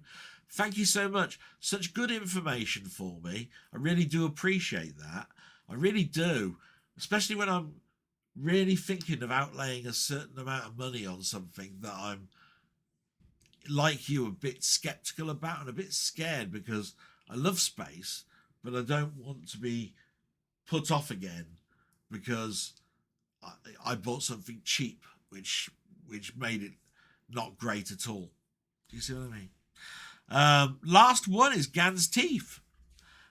He's put, great to see your recovery continues to go well. Terrific film pickups this week. The Great Escape trailer put me in the mood to watch it too. Brilliant film, I can tell you that now. What a film. I've watched it now. Brilliant. I watched it Friday. That's right. I might do more unboxings, you know. What do you think, fellas? I haven't done much unboxing. I'll show you the box. Show you what the cover looks like. Talk a little bit about the film. But I don't open it up to show you what's in there. Maybe I'll do that. Don't know. That's the end of the comments. Thank you so much. Brilliant. So we now move forward. And just before that, I'm going to get myself a drink. I forgot I left it in the kitchen when I went and got my mum a cuppa. Oh my God, my brain today. Won't be a moment. Anyway, we're back. I'm near the end. I got my drink that I left in the kitchen. That was stupid. I made a cuppa, you see, for my mum. And we get to watch it on YouTube. And after that, we get to what you've been doing on YouTube. And to be quite honest, this is one of the things that I don't know whether people like me to do or don't like me to do. I'm a big community person and want to talk about things that I've watched that might be of interest to you, but also shout out to my friends and let them know what they've done. Trouble is, there are so many now friends and that sometimes each week I don't mention their names. And I don't want them to feel, oh, he's not watching me anymore. Oh, I'm not going to watch him anymore either. He's not doing that. It's not about that. It's how much time I've got during the week and what interests me. Some people, like each week, might see something on my channel and go, oh, don't like that game, don't like that game, don't like... He's played all the games I don't like, no need to watch all of that, and then just watch the blog, or don't even watch the blog because they're going out that day. So it's one of those things where, do I continue that when I get to year 4? I'm thinking about merging it maybe and not splitting it, because it's all about YouTube and what I'm watching anyway. So why split it into friends and stuff that I watch that comes up in my YouTube alert? Or maybe just dump it all together. Maybe people don't like it. I have no idea.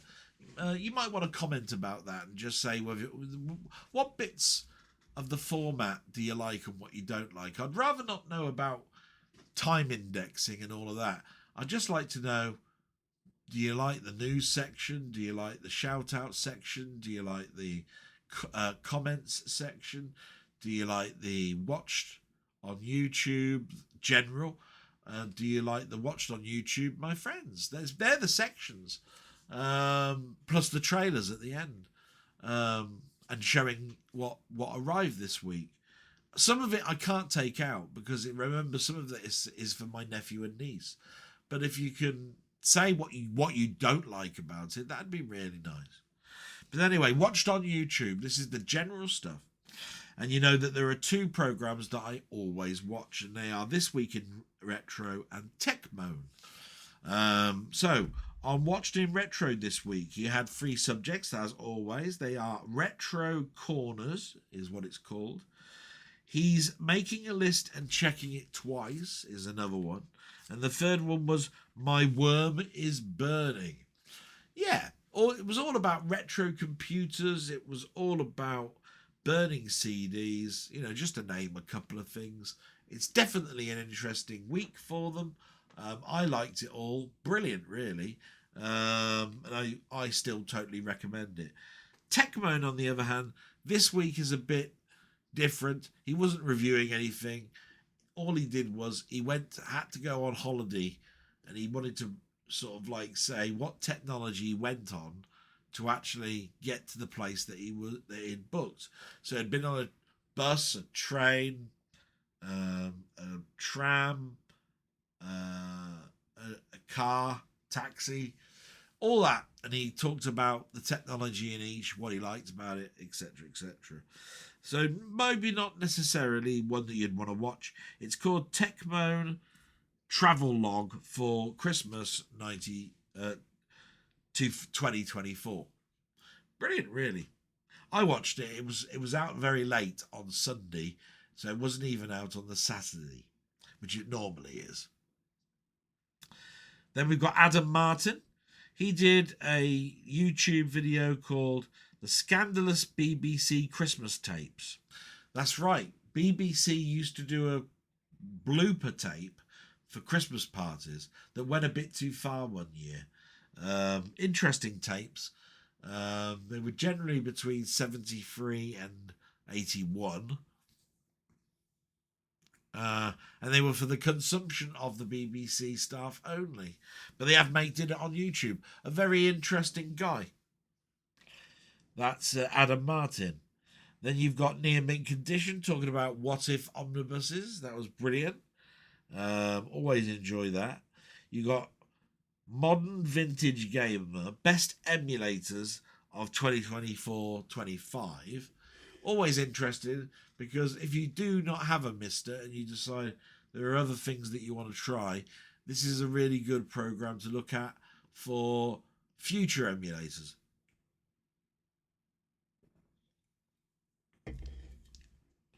Then you got Chronologically Gaming, which I've mentioned every week since Denny told me about the site. He didn't do anything last week because of Thanksgiving, but he's come out of the stables fast. And he's up to November 82 of all games on all systems. Brilliant. He's done Fairchild and all sorts on that. Then there's a site called Past America that did a retrospective of 20 forgotten 1970s sci-fi films. He also did the 60s, the 50s, the 80s, 90s. It goes on. That's brilliant.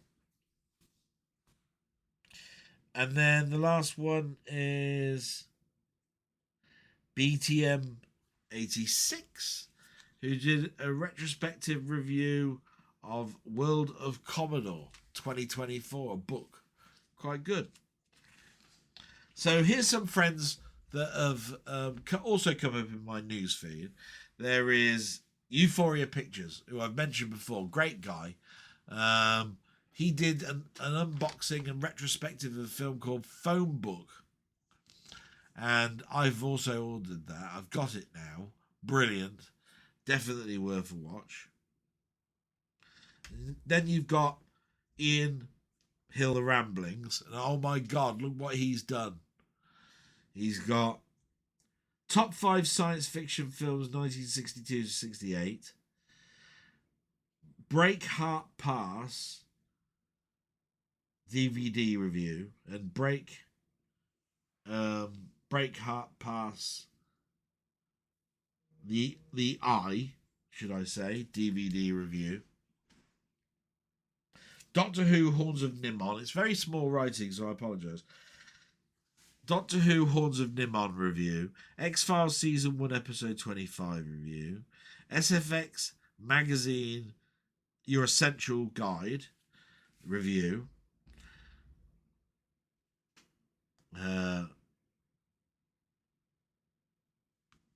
Christ, I can't read my writing.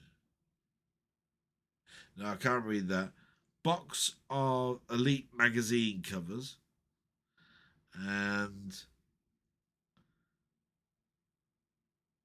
Live with Delboy with me on a Wednesday. Of course, how can we forget that? So it's quite a lot there of content, especially the films every day. It's not easy doing this job, I can tell you. But he's managed it really well. You got Playtendoguy, who did a 4K and Blu-ray haul this week. That was brilliant to see what his pickups were. Mondo Chelloveck Movies. You probably remember him from weeks past. He did. Trying to read it.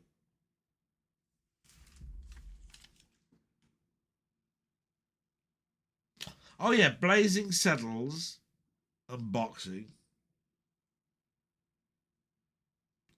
An Underwater Bureau Blu-ray review. That was brilliant. Then you got Through the Lens, who did a review of Power Rangers from movie. Sorry, it's called Power Rangers movie. You Blu-ray movies. Power Rangers movie you forgot. So this particular film, Tina Turtles.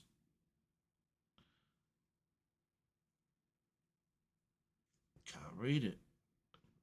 Power Ranger, yeah, Through the Lens. This film that he's talking about is one of the Power Ranger films that's very hard to find. And he says that if you can find it, take a look. I think that's great. And Did You See That did a channel update. He's doing amazing, quite big gun stuff. He's doing really well. He's socializing with more people, and he's getting ready for his wedding. So that's brilliant, isn't it? I mean, it's fantastic to hear good news for once. I've got my book all over the place now. And in just a moment, we are going to move on to your YouTube and then wrap up. So I won't be a moment. What a day I'm having. It's absolutely so joyous. My uncle's just come up and said he's been to Wix and he's actually got all the collars and everything, and might be done earlier. Absolutely fantastic. I don't mind interruptions like this because they bring me so much joy. But it's an interruption to you, so I do apologise. But we move on to your YouTube, a joyous thing that I like to do, because these are friends that are in my Discord or they're in Mamemeister's Discord, and I actually get to chat to them, and they've commented through the years with me. Absolutely fantastic. So we've got Down the Rabbit Hole. He did a Star Frontiers Don't Play Poker with a Vrusk. Now, I don't know Star Frontiers because it's Dungeons and Dragons, and I've said one of the regrets I have, and I do have many regrets, is that I never played Dungeons and Dragons, because as a kid I didn't have that many friends that would come in and play board games. They always wanted to go on their bikes, and I had a rally bomber, and they had grifters and all that sort of stuff. But we had great times on it. We'd be in the garden playing swing ball. Do you remember swing ball? I used to love swing ball because I used to hit it down, and it used to have an arc that went around like that, and they couldn't reach it up there, so I just went rang, rang, rang, rang like this until my little peg went all the way down or all the way up, depending on whether I was going the other way. Used to love that, and it's why one of my favourite sports to play was squash and badminton. I was quite good at squash. I used to be able to deaden the ball, so it went into the corner bottom when it went to the other person. It went so close to the wall they'd have had to bust their racket to get it. Of course, I played against people that knew that manoeuvre very well, but it's just one of the things that I liked. And badminton, I played against the county champion once. He was incredible. He made me run around until I was knackered, and then he'd be able to just flip the shuttlecock over the top of the net and just go dead, and I just could not do anything about it. And he used to do it diagonally across as well. Golf I used to play a lot, all that. But anyway, Dungeons and Dragons, Star Frontier, it's still an interesting watch. I'll watch anything that he does. I just wish I'd have played it. It's one of those things. And he also did a PSVR2 Trombone Champ retrospective. He's bought something for his Sony PlayStation 5 on VR2. It's where you play a trombone. It's a bit like a rock got, like a, what's it called? Bandmaster or whatever it is, the one with the guitar. I used to have it. I used to have the Beatles edition of the band one. It came with drums and guitars and everything. This one is in VR. The handles enable you to play a trombone. You have to match the notes, otherwise it sounds bloody awful. And I happened to mention to him that the last game that I bought for my VR unit, which is the MetaQuest 3, this one, is a game called Maestro, where you're a conductor and you have to conduct the woodwinds and everything. And basically you have to, it's a bit like Saber, what's it called? Saber Blast or something, where you use your lightsaber to knock the blocks out the way in certain angles. You do the same with your baton, like this, to the orchestra, and you're playing classical music, and it's brilliant. And later on there's going to be packs for you to play film scores and stuff. Brilliant. It was in the sale Black Friday. I bought it. Brilliant. But the trombone champ looks virtually identical. You have to turn around and salute or bow to the audience that's watching you do your conducting. Brilliant. Makes you feel like you're there, but the music is brilliant when you get it right. It's really good. Then we move to Robert's Retro Gaming. Now, he's already put out an apology that life is taking him away, and he only did 2 things that I could see this week, and that was C64 Gorf and Spectrum game called Bath. Now, he's still, as far as I'm concerned, royalty of Canada. I missed the Atari stuff this week, and of course his Minecraft stuff and so forth. I miss all of that. He's been doing some high score challenges and all of that, but he'll be back. That's the thing. He'll be back, and he's got 1,400 or so videos that you can look at. I haven't seen every single one. My God. The ones I've seen the majority. I've seen 80%. But while he's just having this little things that he's got to do in life, he'll soon catch up, and I'll be not being able to catch up again. It'd be absolutely mental. So I bow to Robert, and it's definitely a channel, Robert's Retro Gaming. Absolutely worth watching. And we move to my mate Steve's Gaming. You bastard, fucking hate you, you little shit. He's like a brother to me. That's why I can get away with putting my middle finger up at him and doing my salute each week. But he's done Foundry Part 32, Advent Calendar days 1 to 8. So he's up to day 8, and that's because we are on the 8th of December. So he's keeping up. He's done the Atari Home Soft Disc discs 23 to 25. And the amount of games that are on those home soft discs, I've got them as well. He helped me download them, by the way. And oh my God, if he's going to go through the lot, bloody hell. There is a list, so I sort of know what's coming up, but I've decided not to look at it. Steam, he's done Slime Rancher, because it was very cheap on Steam at the moment at £1.59. Well worth buying, even if it's just if you've got a curiosity. That's still a Mars bar and a packet of crisp from Sainsbury's as a meal deal at lunchtime. £1.59. Just worth it, just as a curiosity. And he did Turnip Boy on Steam, which I didn't quite like, but it's a turnip going around a farm trying to do little chores. Not really my kind of thing, but it's in his library, so it was interesting. And he did Lunar Island, which I did a stream of, because he's just started and he's done part 1. And I've helped him with a few little things that he might need to be aware of. So, hope I helped him with that. Definitely a channel to look at. I would subscribe if you can. I don't know of anything on there that would insult anybody, and it's just so entertaining. His voice and his mannerisms are what make it funny. Not enough deaths at the moment, Steve, but hey ho. That's one of the things that I like watching on YouTube, which I mentioned in your question. Moving on to 20th century. My salute to you, my friend, and salute. 20th Century Gaming is next, and he did a retrospective bunch of games by a company called English Software. Really good, because we all look at these videos like Mastertronic and Firebird, all of the Codemaster brothers, Darling brothers, and their particular branch of cheap 1.99 games. All of those. English software sort of gets buried. It's not like that with Interceptor Micros, US Gold, all of the big ones. So it's nice to actually see those. And he did a long play of a game that I love called Delta. Now, he's done that many times.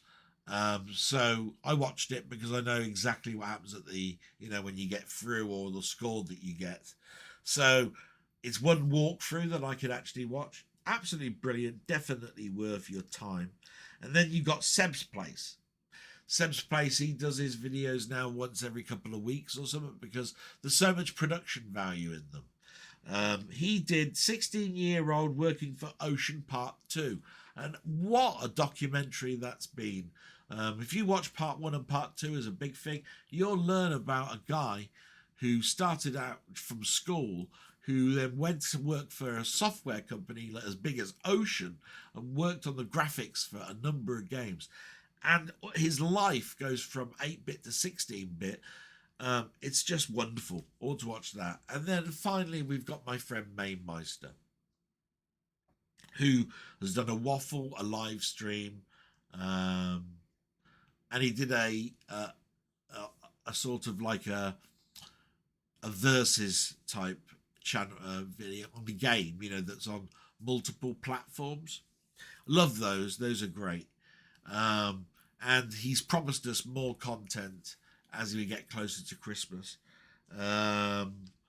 So that's absolutely brilliant. And that's the end sort of like of the textbook version of this blog.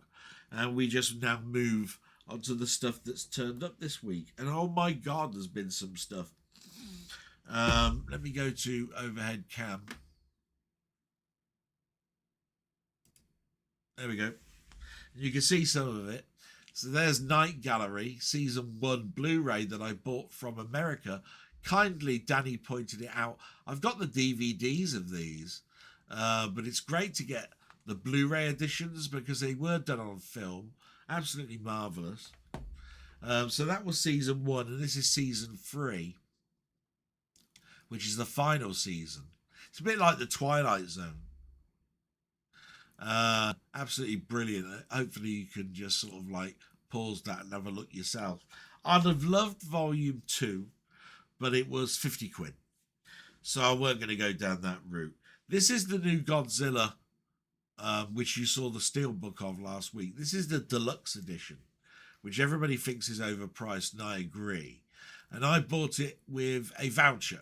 So it only cost me $49.99 when it's actually 70 odd quid. And I think it's worth the value. I'll make a decision on whether I want to buy the get rid of it later on, because I do have that choice. This came out, which is an anniversary version of Shaun of the Dead on steelbook. It's quite nice. You can see it's just a printing though on top of steel. It's not exactly that exciting. Shaun of the Dead's a nice film. It's part of the Cornetto trilogy. Hot Fuzz was another one. Definitely worth a look, and I'm glad I've got that in my library for steelbook. This next one is very exciting for me. Galaxy Quest, which is a Mickey take of all the Star Trek films. It's really, really brilliant. It's about time this came out on 4K. You can see it's a steelbook with lots and lots of extras. Looking forward to opening this one and playing it again. Absolutely brilliant. Well worth the money. This one is another one that I've already got in my collection, Leon. It's a beautiful looking. It's got some spot glossing. I think I showed this one last week. Marvellous. Really a film that I really love. I mentioned Euphoria Pictures earlier on. He was opening up Black Phone. Apparently there's mixed reviews on this one. I'm looking forward to it because I think it's a different take on horror. It looks really good. It's the deluxe edition, which is what he's actually portrayed. It's in high demand, short amount of numbers, individually numbered. There's my number. You can see it there. 2470 of 2500. So mine was near the end. I like the ones that are very at the beginning or very at the end if you can get hold of them. And this one was a cheap one, Kung Fu Hustle. Very cheap. I got this for just over a tenner. If it was more than that, I wouldn't have bothered. But I'm happy that I got it in my collection. There's one more to get, and of course, this one is in deluxe packaging because it cost an awful lot of money. But I'm well glad that I've got it. Oh, pulled out part of the box there. And it is Interstellar by Christopher Nolan as the director. It's the 10th anniversary limited edition box set. You can see what you get in there. Absolutely gorgeous. Over 3 hours of extras. One of my favourite films. Definitely worth your money, I feel. Again, I got mine with a voucher. I would have balked at the price if it weren't for the voucher. So I'm glad that I got it at a cheap price. And the last thing to show you is one of my omnibuses that have arrived. And I've waited 2 years for this one. So I didn't know it was even coming. But it's Volume 9 of the Savage Sword of Conan. It would have come out from Marvel, but Marvel, the license ran out and it went to another company. But they agreed, you did such a good job with the omnibuses, they would continue to the end.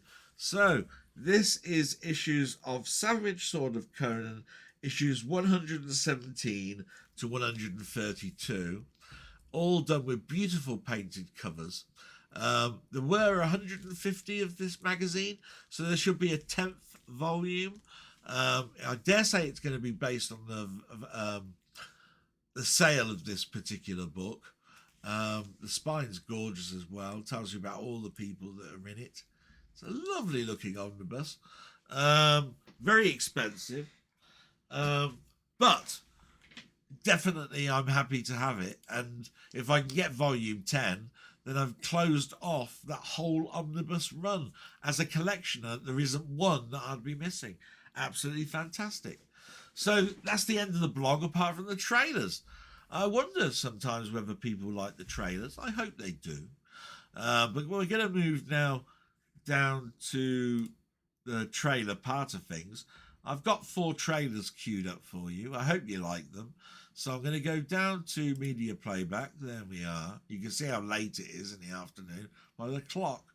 But that's because of all the pausing. I actually started this at, I think it was 11 o'clock. So there's been a few little stops and starts. But I'm going to shut up now, let you watch the trailers. Hope you like them. So I'm going to turn the desktop on. There we go. And I'm going to shut up now. And hope you enjoy these trailers of some of the things I bought and watched this week.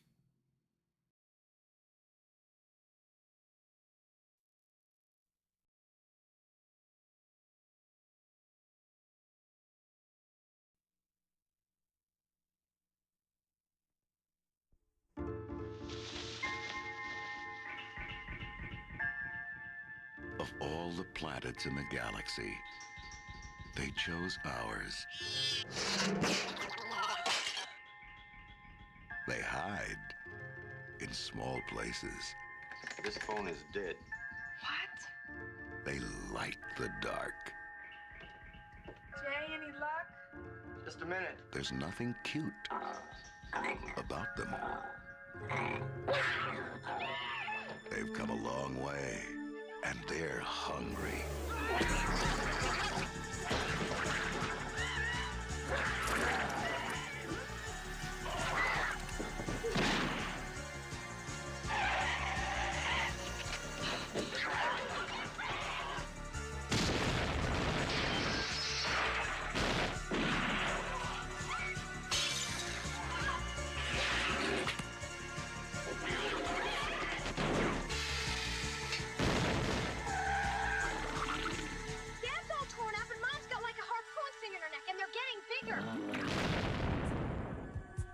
Critters.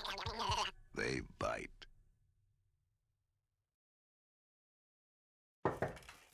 Coop. And we had a flat. It's an Indian surveillance drone. Solar cells power an entire farm. What'd you do, Murph?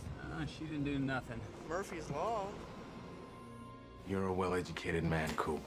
And a trained pilot. And an engineer. The world doesn't need any more engineers. We didn't run out of planes and television sets. We ran out of food. Dad, why did you name me after something that's bad? Oh, we didn't. Murphy's Law. Murphy's Law doesn't mean that something bad will happen. It means that whatever can happen will happen.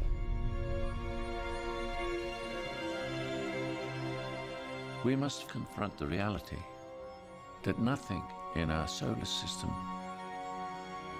can help us. Now you need to tell me what your plan is to save the world. We're not meant to save the world.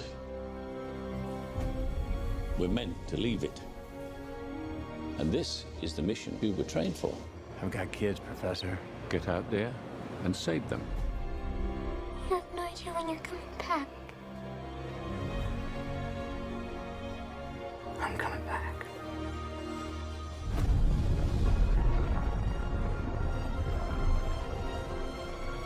We must reach far beyond our own lifespans. We must think not as individuals, but as a species. We must confront the reality of interstellar travel. Murph, I love you forever.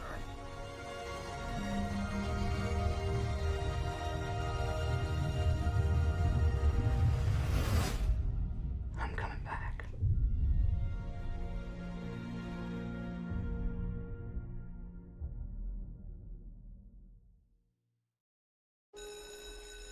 I'll be home in the morning. Where you going? I'm staying over at Susie's tonight. What's new? The flyer. The papers call him the grabber. I wish you wouldn't call him that. You don't actually believe that story, do you? Because he can't hear you, and he doesn't really take kids that safe.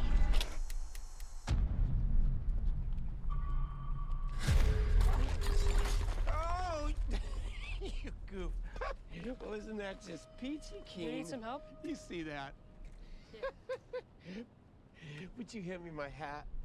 Yes, sir. I am a part-time magician. Are those black balloons in there? Would you like to see a magic trick? I have an announcement to make. One of our students, Finney Blake, was abducted. What if I could help the police find Benny?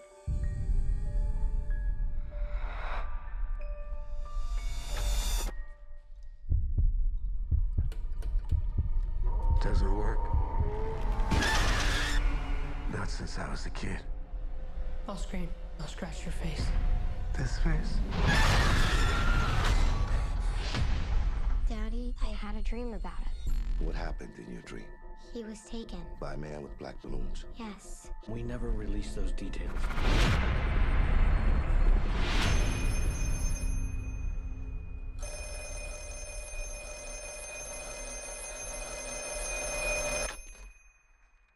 Hello? Don't hang up. Who are you?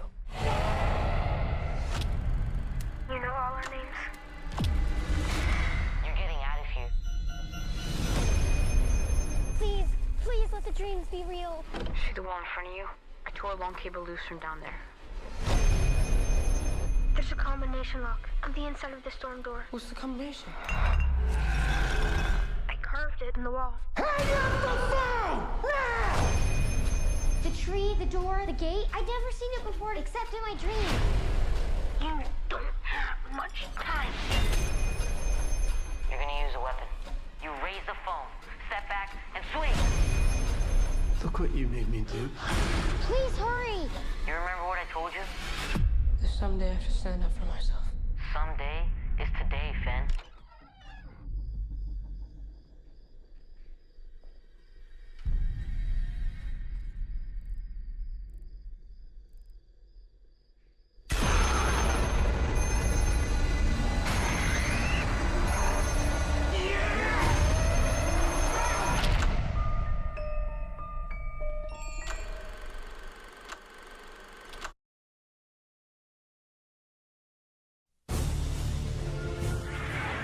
In the far reaches of the galaxy, a civilization is under siege. We are all that is left. They've searched the universe for a leader. Stay tuned for scenes from next week's Galaxy Quest. Never give up, never surrender. He will save us. What they got. Never give up and never surrender. Were struggling TV actors. You are our last hope. Where's my limo? Okie dokie. And they're about to put on a command performance 8 million light years away. We are actors, not astronauts. You are our protectors. That was a hell of a thing. Now, Laredo, take us out. You gotta move to the right. Would you sit your ass down? You want to drive this to... acting like heroes. The whole thing was just a misunderstanding. May not be enough. They look like little children. Hi, little guy. DreamWorks Pictures presents Tim Allen, Sigourney Weaver, Alan Rickman, Galaxy Quest. You're just gonna have to kill it. Well, go for the mouth, the throat, his vulnerable spots. It's a rock. It doesn't have any vulnerable spots.